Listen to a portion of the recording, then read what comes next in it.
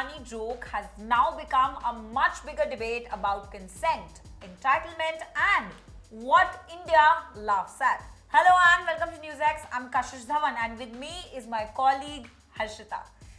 If you have been on social media, Harshita, you must have seen a clip going viral. Comedian Pranit More, he posted a snippet from his stand-up set calling it peak Gurgaon content. In the video, a guy from the audience, he tells a story about spending around 360 to 370 rupees on biryani for a woman on date. But the things took a very sharp turn after that. Right, because according to the story, when she asked him for a ride home, the guy basically joked that he still needed to recover his money from her. The crowd cracked up, the comedian laughed along, and the whole thing was framed as this relatable, funny dating moment. But online, the internet is furious, and people are asking a very uncomfortable question. What exactly are we laughing at here?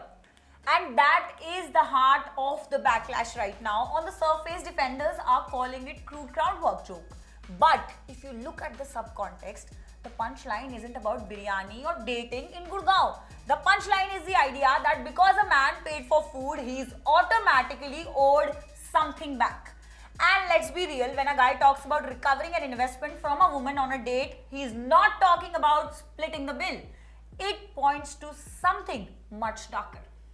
Right, it's that unspoken assumption that spending money on a woman somehow gives you a claim over her body. And Kashish, this hits a nerve because it's a mindset women have been dealing with and warned about for generations.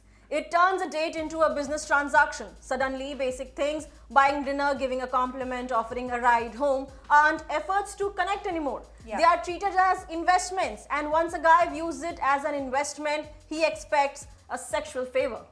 And look, we need to be very clear over here. Nobody, I'm telling you, nobody is saying that this is a bad joke about biryani and it is a crime.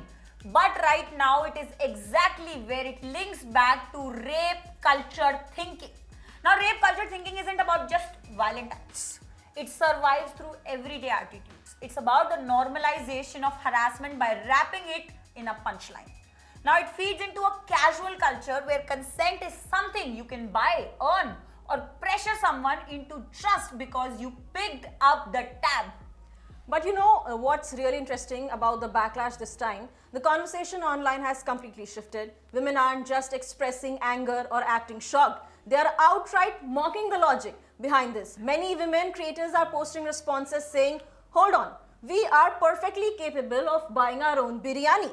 Yes, that's the most empowering angle of this entire debate right now. Women, they are pointing out the sheer absurdity of a man thinking that a petty 370 rupees bill somehow gives him power over an independent working woman.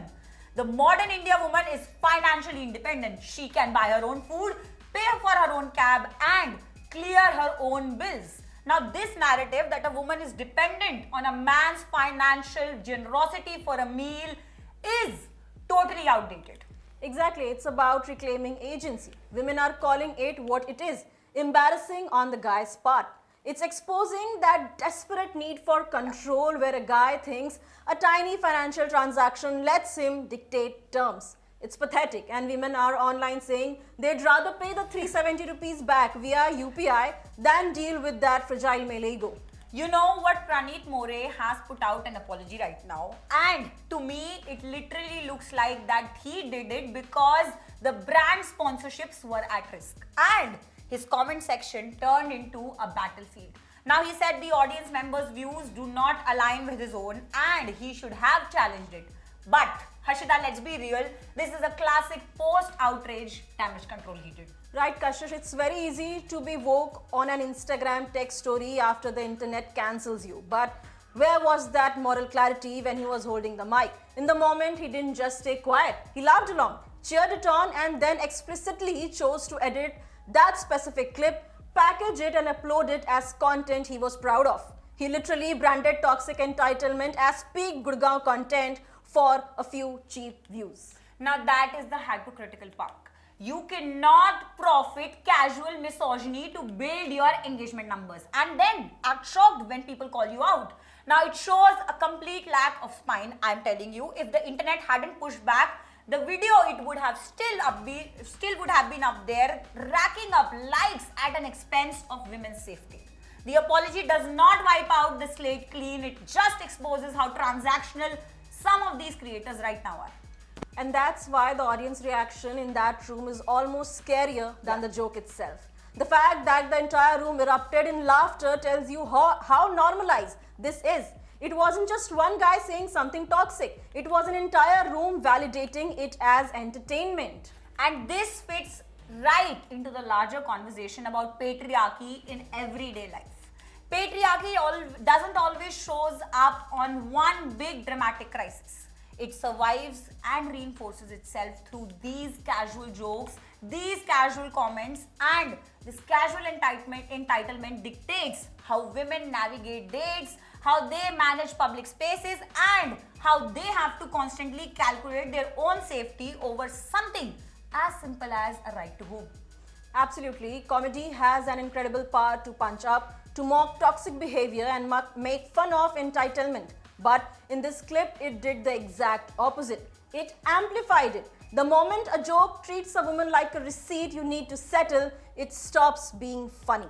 And if you look at the trending pages right now, it clears a massive chunk of the country is just done laughing along. The debate this viral clip has opened up is simple. Where does the humor end? And where does the normalization of harassment actually begin? And for now, the internet has made one thing very clear. Audiences are no longer willing to give problematic punchlines a free pass in the name of comedy. And women, they aren't giving a free pass to their bodies just because someone paid 370 rupees for a plate of biryani. Do let us know what you think about this incident in the comment section below. Until then, thank you for watching NewsX. For more such videos, subscribe to the NewsX YouTube channel, hit the bell icon.